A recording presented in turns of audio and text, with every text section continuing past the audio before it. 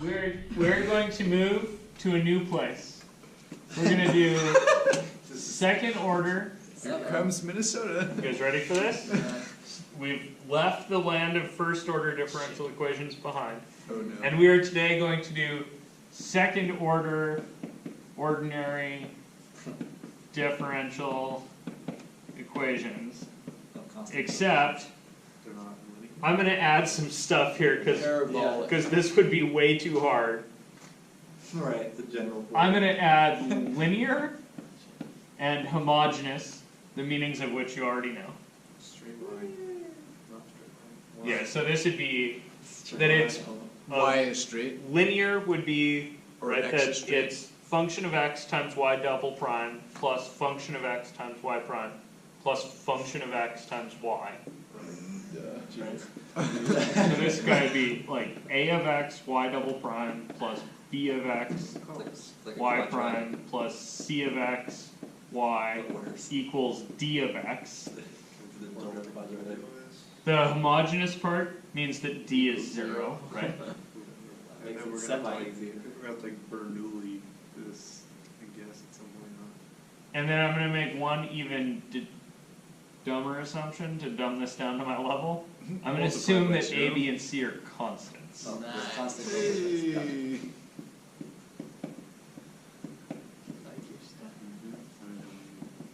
So constant coefficients. So that's going to be, I have numbers a, b, and c. And just to be confusing, I'm going to call those P, Q, and Q and M, B, and K. I love how repetition. So wait, this is not a math thing. So today we are going to talk about my double prime plus by prime plus ky This is 0. is And I want you, spring shit. yeah, this is a spring. Yeah. So I want you I was to like, oh, I recognize MB. to look at this thing and think, this is mass. Everybody recognize mass times acceleration is a force, right? What's the bulk modulus? So this guy is going to be the total force on this thing. Cool. It's given by, Velocity of it. yeah, something times the velocity, right? Oh. The bulk modulus. Is the K the spring constant or is the B the Yeah. spring constant? So K is the spring constant, that's displacement force.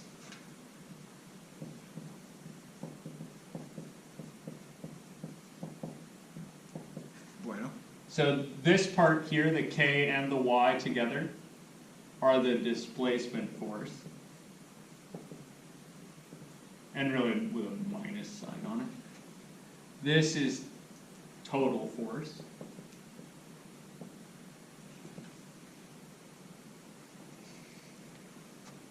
B. Bulk modulus.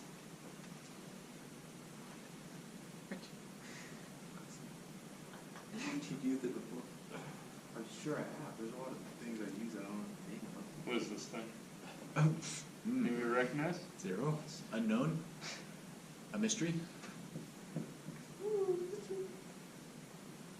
My friend. Right, yeah, that's what I was thinking. Friction. What? That's usually, Oh, we just assume it's 0. So this is frictive force. that's kind of why I think B is And that's minus frictive force. So really, this is just Newton's law, Newton's first or second law, whichever one is the sum of the forces. Second law. So this is Newton's second law applied to springs. So you have a mass on a spring. It has two forces that are acting on it. One is the restorative force of the spring. That's this guy, the Ky. And the other force is the frictive force, which is acting against the velocity. Right, so that's damping. Right. Another word.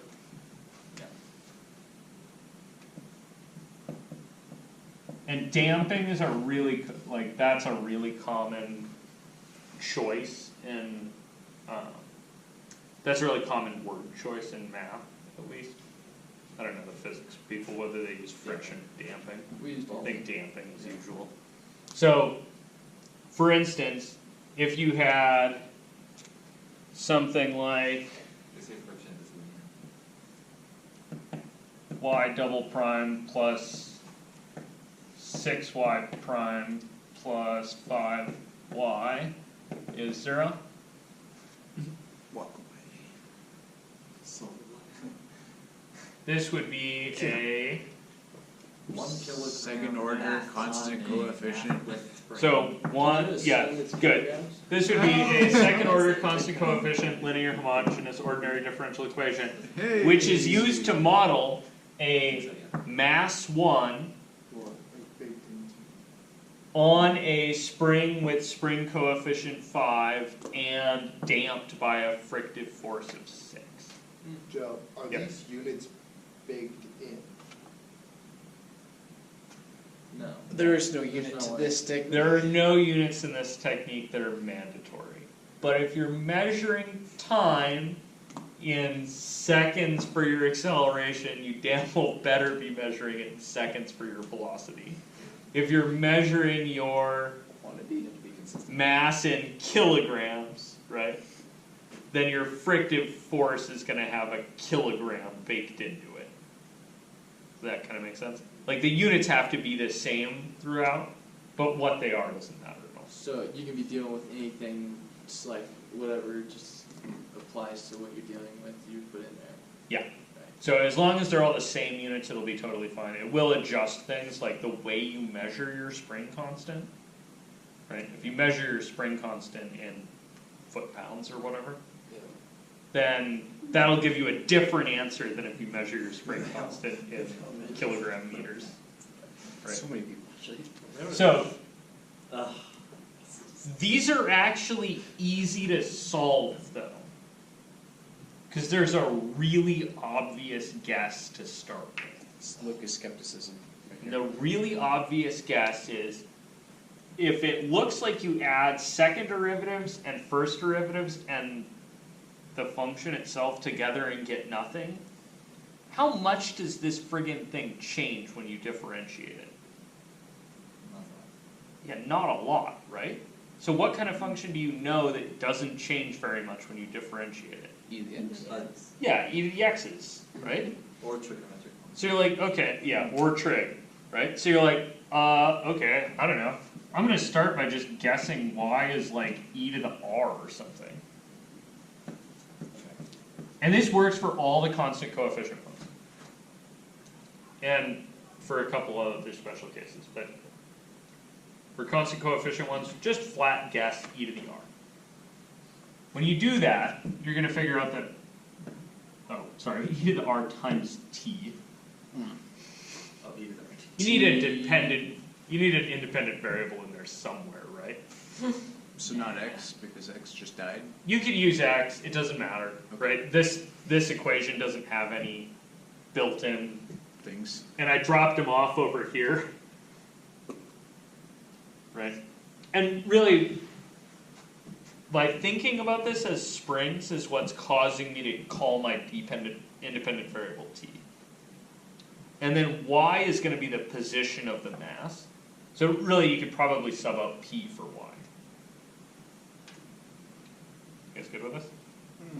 So I guessed e to the rt. So then what's y prime? R, e to the RT. Okay. R e to the rt. And y double prime? R squared, e to the RT. We're differentiating with respect to. Tt. Respect to e. Right, because you're thinking about y prime as the velocity and you're thinking about y double prime as the acceleration. So those are time derivatives. Okay, so after you do this, you, Sub it back in. good, take this mess and this mess Beautiful. and shove.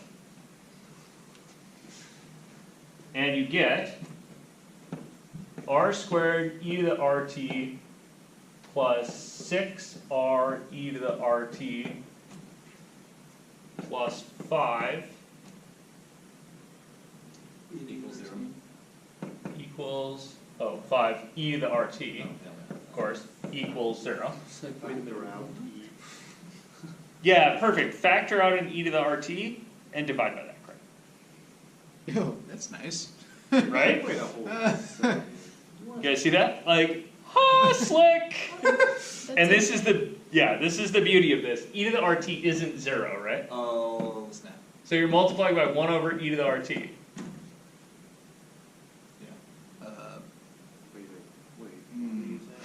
And then you're left with this weird equation in r's.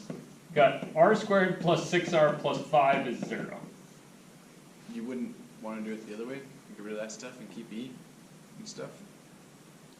No, because I guessed e to the RT, right? Oh, it gives you another So the variable. only interesting thing here was r to me. You guys see that? Like, Sure.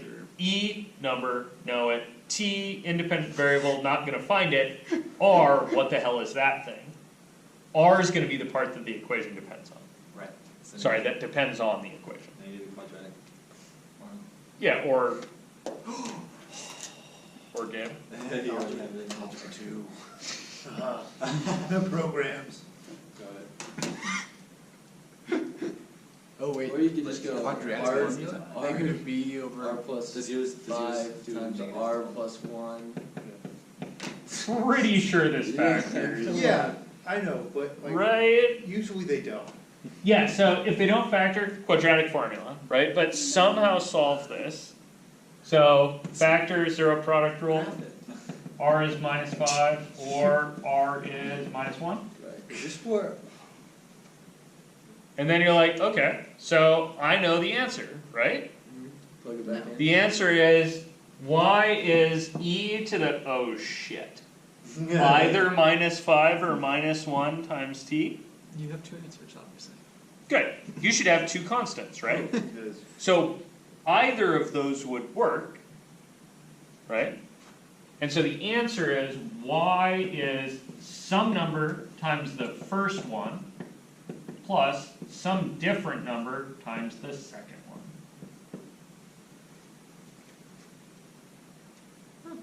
You guys see that? Yeah, that was meant to be sarcastic joke, but okay. No. What? is it because it So also it has two answers, It does. obviously. Right, why do I think expect it's it- back and forth, right? Yeah, you're like, but wait. Springs go like... Springs go like this, dude. Like, I know that in my heart. But they don't. Not all springs go like this.